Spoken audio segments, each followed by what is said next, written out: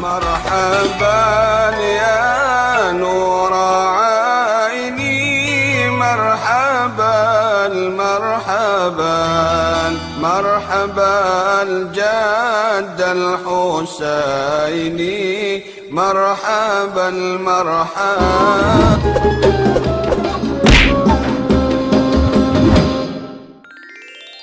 Kisah Nabi Muhammad Sallallahu Alaihi Wasallam, lahirnya Nabi terakhir.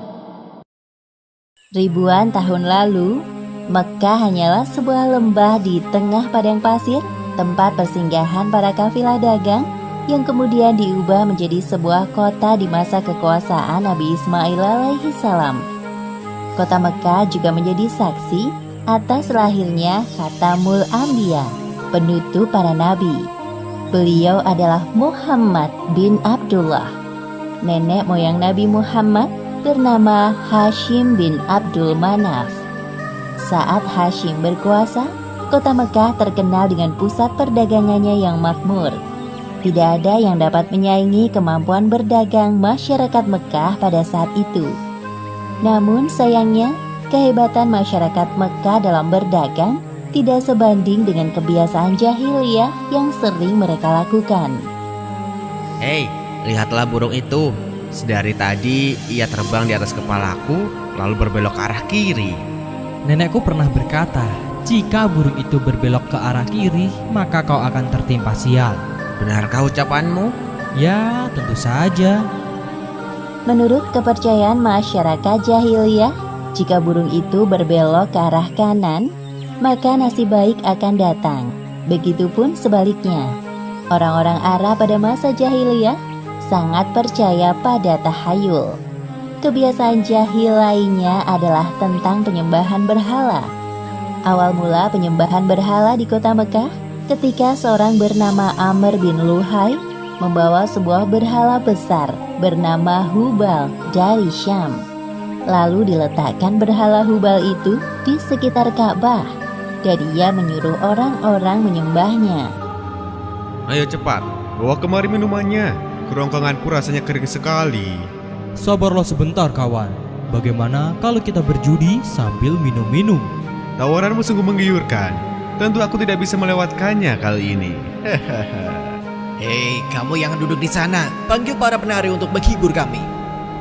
Tidak hanya berjudi dan minum arak, pencurian, perampokan juga hal yang sering terjadi.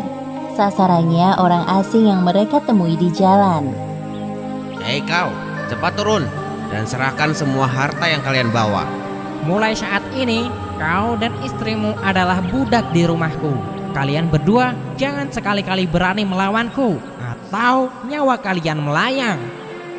Tak terasa tahun demi tahun berlalu dengan cepat. Kepemimpinan Hashim digantikan oleh pemimpin yang lebih muda dan berkompeten di saat usianya telah lanjut. Sebelum beliau meninggal, Hashim mewariskan banyak sekali harta kepada Abdul Muthalib. Wahai keponakanku, semua ini adalah harta milik ayahmu. Kau pantas mendapatkannya. Terima kasih, wahai paman. Aku akan menggunakan semua harta peninggalan ayahku untuk kebaikan. Saat ini, Abdul Muthalib berperan sebagai sikayah, yaitu orang yang bertugas menyediakan air dan makanan bagi pengunjung Ka'bah. Saat itu, Ka'bah sangat ramai dikunjungi oleh orang-orang, melebihi gereja Al-Quds di Yaman milik Raja Abraha. Namun, seiring berjalannya waktu, persediaan air semakin menipis. Pada saat itulah Abdul Muthalib teringat tentang cerita sumur Zam-Zam. Banyak orang mengatakan bahwa sumur Zam-Zam telah tertimbun tanah ratusan tahun yang lalu, jadi mustahil jika ditemukan. Sepertinya aku harus menemukan sumur Zam-Zam itu. Apalagi tugasku sekarang sebagai sikhoyah. Kemudian beliau memanggil salah satu putranya yang bernama Harits. Wahai Harits, anakku, kemarilah. Dapatkah engkau menemaniku mencari sumur Zam-Zam yang telah tertimbun tanah ratusan tahun lamanya itu? Baiklah, dengan senang hati aku siap membantumu mencari sumur Zam-Zam itu, wahai ayah. Abdul Muthalib dan Harits berpencar dalam menggali di beberapa tempat, namun tidak ada hasil. Wahai ayah, apa mungkin sumur Zam-Zam benar-benar telah lenyap tertimbun tanah? Wahai anakku, kalau kita bersabar, Allah akan memudahkan pencarian kita. Orang-orang yang melihat perbuatan Abdul Muthalib dan Harits hanya bisa mencemooh. Wahai Abdul Muthalib, mengapa engkau mengerjakan perbuatan yang sia-sia? Sumur itu telah lama hilang tertimbun tanah. Benar yang dikatakannya. Bukankah dahulu nenek moyang kita, Mudzaz bin Amr, pernah mencari tapi juga tidak berhasil? Sudahlah, biarkan saja dia. Lagi pula kita telah mengingatkannya. Abdul Muthalib terbangun dari tidurnya karena mendengar suara. Ia seperti mendapatkan petunjuk tentang keberadaan sumur Zam-Zam dalam tidurnya. Keesokan harinya, dengan penuh semangat, Abdul Muthalib dan Harits kembali menggali di antara berhala Isaf dan Naila. Tiba-tiba air memancar. Ayah, lihat, ada air. Alhamdulillah, ayo Harits, gali terus. Sekarang, dengan diketemukannya sumur Zam-Zam, Abdul Muthalib tidak khawatir lagi untuk memenuhi persediaan air dan keperluan bagi pengunjung Ka'bah. Hari demi hari berlalu, Abdul Muthalib merasa kewalahan dalam mengemban tugasnya sebagai sikayah. Untuk itu beliau bernazar. Ya Tuhan, andai saja aku punya 10 anak laki-laki yang dapat membantuku, pekerjaan ini akan terasa lebih ringan. Jika engkau berkenan mengabulkannya, akan aku persembahkan untukmu 1 orang dari mereka. Ternyata takdir menentukan bahwa Abdul Muthalib memiliki 10 anak laki-laki.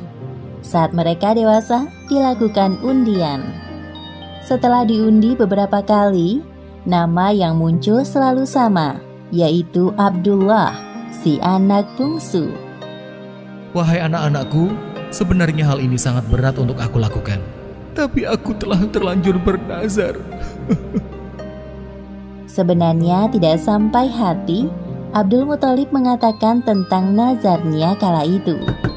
Wahai saudaraku, jangan engkau lakukan itu.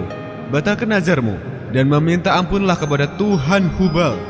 Lalu apa yang harus aku persembahkan sebagai ganti dari Abdullah? Kalau engkau dapat menebusnya dengan harta, maka berikanlah itu kepada berhala agar mereka tetap berkenan kepadamu. Menurut kami, itu keputusan yang terbaik. Setelah melakukan perundingan cukup lama, diputuskan bahwa Abdul Muthalib harus menyerahkan 100 ekor unta sebagai ganti dari persembahan Abdullah. Abdullah adalah pemuda baik, sopan dan berwajah tampan.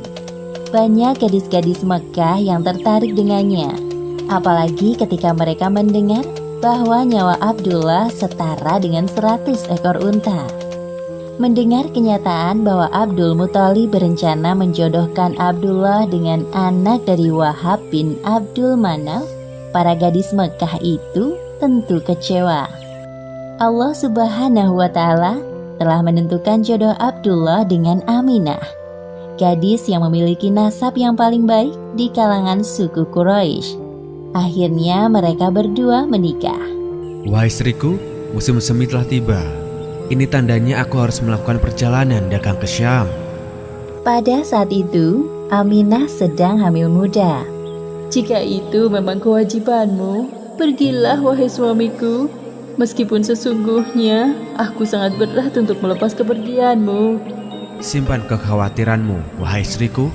Aku sekarang ini harus bekerja keras untuk calon bayi yang ada di dalam kandunganmu ini. Keesokan harinya, Abdullah berangkat bersama kafilah dagang yang lain.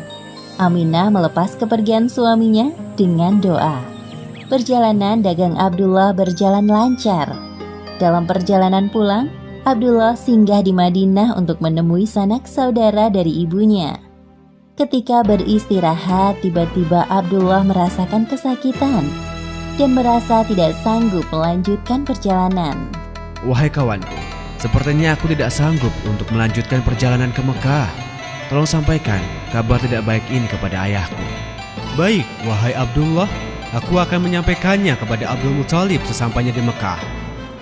Ketika berita itu sampai ke telinga Abdul Muthalib, beliau segera menyuruh anak sulungnya, Harits, untuk melihat kondisi Abdullah dan mengajaknya untuk pulang ke Mekah. Namun setibanya Harits di Madinah, Abdullah telah meninggal beberapa saat sebelum kau datang, wahai Harits. Inna lillahi wa inna ilaihi raji'un. Semua anggota keluarga Abdul Muthalib berduka mendengar kematian Abdullah. Tentu saja Aminah lebih berduka karena kehilangan suami yang sangat dicintainya. Wahai bayi yang ada dalam perutku, semoga kelak engkau tumbuh menjadi orang yang bermanfaat bagi sekitar, seperti mendiang ayahmu, walaupun kalian belum sempat bertemu. Abdullah meninggalkan warisan berupa beberapa hewan ternak dan seorang budak perempuan bernama Ummu Aiman. Pada tahun kelahiran bayi Muhammad, terjadi peristiwa penyerangan yang dahsyat oleh Raja Abrahah dari Yaman. Saat itu Mekah dipimpin oleh Abdul Muthalib. Raja Abrahah berniat untuk menghancurkan Ka'bah karena merasa iri dan tersaingi dengan kemasyhuran Ka'bah.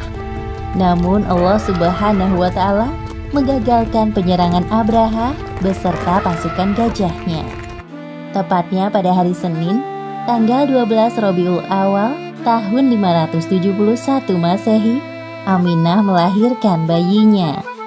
Seorang bayi laki-laki tampan dan bersinar terang. Semua keluarga besar bersuka cita dengan kelahiran Muhammad, seolah-olah Abdullah hadir kembali di tengah-tengah mereka.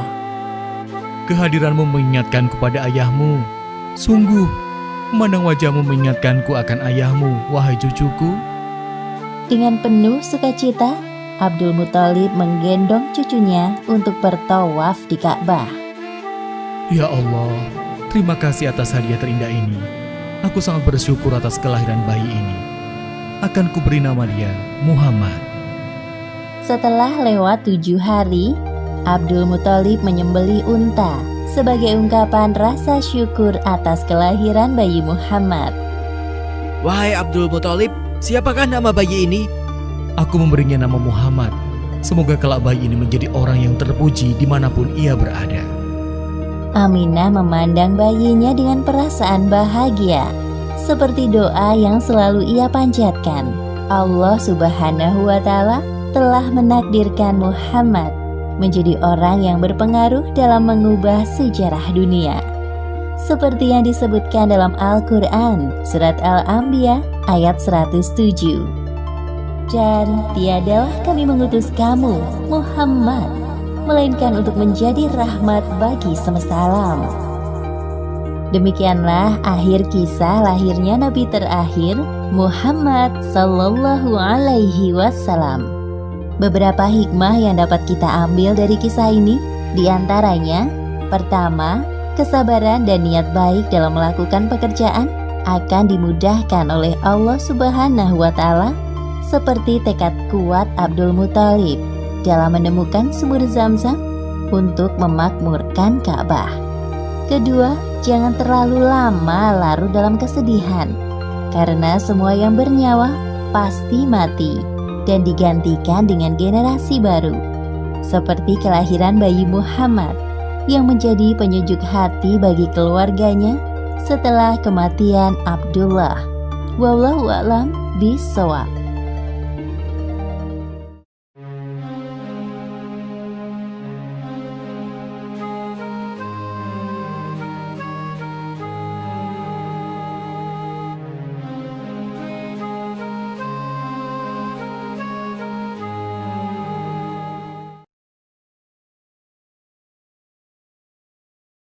مرحبا يا